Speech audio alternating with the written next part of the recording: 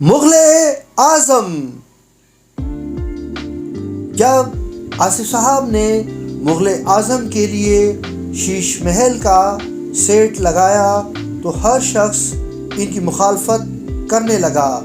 یہاں سیٹ پر شوٹنگ نہ ہو سکے گی، اتنے آئینوں اور شیشوں پر تیز روشنیاں ڈالی جائیں گی تو چکا چوند پیدا ہوگی اور کیمرہ اس کو پکچرائز نہیں کر سکے گا. مگر آصف صاحب سب سے بے پرواہ ہو کر بولے، بکواس کرنے دو لوگوں کو، میں اسے پکچرائز کروں گا، آپ گیت تیار کر کے دیجئے. دراصل یہی وہ گیت تھا جہاں فلم انارکلی کی سچویشن آ کر ملی تھی. ہم پہلے بھی اس گیت پر تبادلہ خیال کر چکے تھے، مگر جب شیش محل کا سیٹ مکمل ہو گیا تو آصف صاحب نے اسی سیٹ پر بیٹھ کر دوبارہ اس گیت پر تبادلہ خیال کیا. میں گھر آیا اور شکیل صاحب کو بلایا.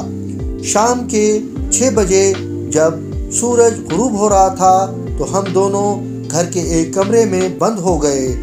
شکیل صاحب نے کئی مکھڑے لکھے، کبھی گیت کا رنگ اختیار کیا، کبھی غزل کی بحر میں طبع آزمائی کی. کئی شاعروں کی غزل کے مطلع آغاز کے لیے چنے گئے. ذرا سی دیر میں کمرے میں ہر طرف کاغذ کے ٹکڑوں کا انبار لگ گیا. نہ ہمیں کھانے کا ہوش تھا نہ پینے کا. نصف سے زیادہ رات گزر چکی تھی، مگر جیسا گیت ہم چاہتے تھے وہ ہماری گرفت سے دور تھا. اچانک مجھے پوربی بھاشا کے ایک گیت کا مکھڑا یاد آیا جو کبھی بچپن میں سنا تھا، پریم کیا کا چوری کری. میں نے شکیل صاحب کو سنایا، انہیں پسند آیا. میں نے ہارمونیم پر اس کی طرز بنائی.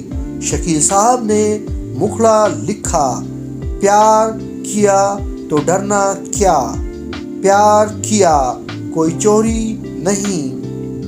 مکھڑا ہو گیا تو اطمینان کا سانس لیا کہ بات بن رہی ہے. 2 انترے بعد میں بن گئے، مگر تیسرے انترے پر گاڑی پھر اٹک گئی. یہاں ہماری سوچ یہ کام کر رہی تھی کہ انارکلی کو ایسی بات کہنا چاہیے کہ اکبر کو غصہ بھی آئے، مگر بات شائستہ انداز میں کہی جائے. اسکرپٹ میں بھی اکبر کو مخاطب کر کے بات کہنی تھی. بہت سوچ بچار کے بعد یہ مکھڑا ہوا. آج کہیں گے دل کا فسانہ، جاں بھی لے لے چاہے زمانہ. پردہ نہیں جب کوئی خدا سے، بندوں سے پردہ کرنا کیا. گانا مکمل ہوا. جب ہم دونوں کمرے سے باہر نکلے تو صبح کا سورج طلوع ہو رہا تھا.